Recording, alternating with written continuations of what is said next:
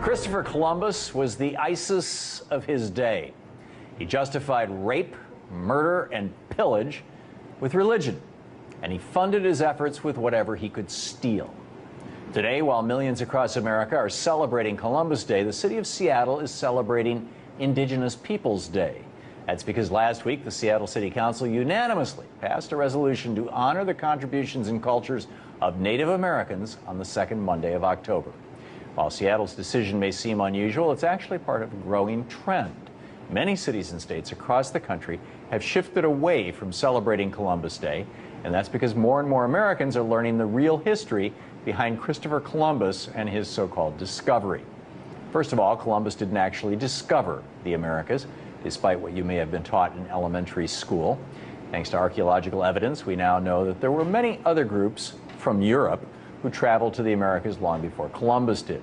For example, back in the 10th century, the Vikings had settlements in what are now Greenland and Newfoundland. And DNA evidence proves that Polynesians came to South America almost a century before Columbus sailed the ocean blue. So Columbus's discovery of the Americas really wasn't a discovery at all. But enough about the discovery.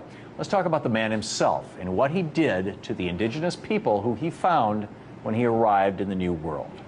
When Columbus set sail in 1492, he was on the hunt for gold to bring back to Europe, and eventually landed on an island known as Hispaniola, which today is the home of the Dominican Republic and Haiti. Unfortunately, Columbus didn't discover much gold on Hispaniola, but he did find something as good as it, if not better: human beings, people. And Columbus thought that the indigenous people that he discovered would make great slaves. When Columbus discovered the Taino indigenous people of Hispaniola, he wrote back to the Spanish monarchs funding his voyage, saying that they are well built with good bodies and handsome features. They do not bear arms, and they do not know them. For I showed them a sword, they took it by the edge and cut themselves out of ignorance. They have no iron. Their spears are made of cane. They would make fine servants. With 50 men, we could subjugate them all and make them do whatever we want. Here there are so many of these slaves. Although they are living things, they are as good as gold. Over time, Columbus's real actions in the Americas have been replaced by a warm and fuzzy coloring book story of a bold and brave explorer who set out to discover a new world. But in reality, as we have learned from writings of Christopher Columbus's own men, the bold explorer raped, pillaged, enslaved, and slaughtered people just to get rich. One of Columbus's crewmen, Miguel Bueno, wrote about the scene when Columbus arrived in Hispaniola for the second time, and thousands of Tainos, or what he referred to as Indians, came out to greet Columbus's ships. Cuneo wrote, "When our caravels were to leave for Spain, we gathered 1,600 male and female persons of those Indians. For those who remained, we let it be known to the Spaniards in the vicinity that anyone who wanted to take some of them could do so to the amount desired, which was done." Bueno also wrote that he took his own sex slave, a beautiful young girl, who, in his own words, quote, "resisted with all her strength," end quote, leaving him with no choice but to, quote, "thrash her mercilessly and rape her," end quote. Columbus eventually started up a global child sex slave trade, shipping off young Indians to all corners of the globe. He even bragged about it to a friend in a letter written in 1500, saying that 100 castellanos, it's a Spanish coin, are as easily obtained for a woman as for a farm. And it is very general, and there are plenty of dealers who go about looking for girls. Those from 9 to 10 years old are now in demand. Under Columbus's rule, life for the Taino people became so bad that they resorted to mass suicide.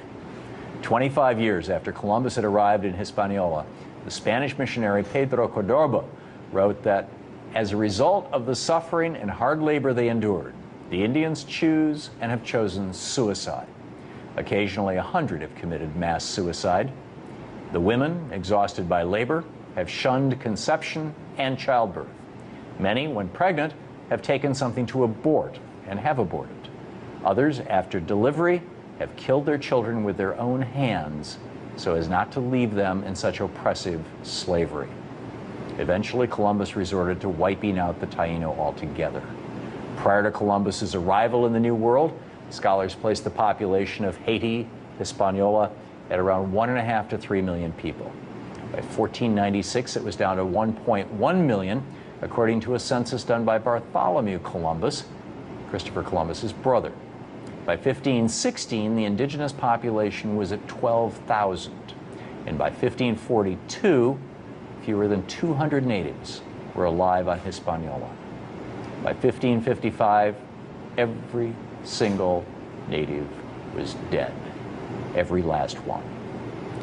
Knowing what we know now about Columbus's real intentions and actions, it's pretty ridiculous to be celebrating a man who didn't actually discover anything and who kicked off a genocide of historic proportions.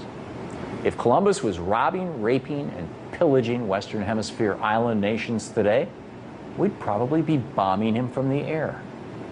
It's time to put the shameful history of Columbus and his enslavement and murder of Native Americans behind us, and instead start celebrating the indigenous peoples who called the Americas home long before Columbus ever set sail.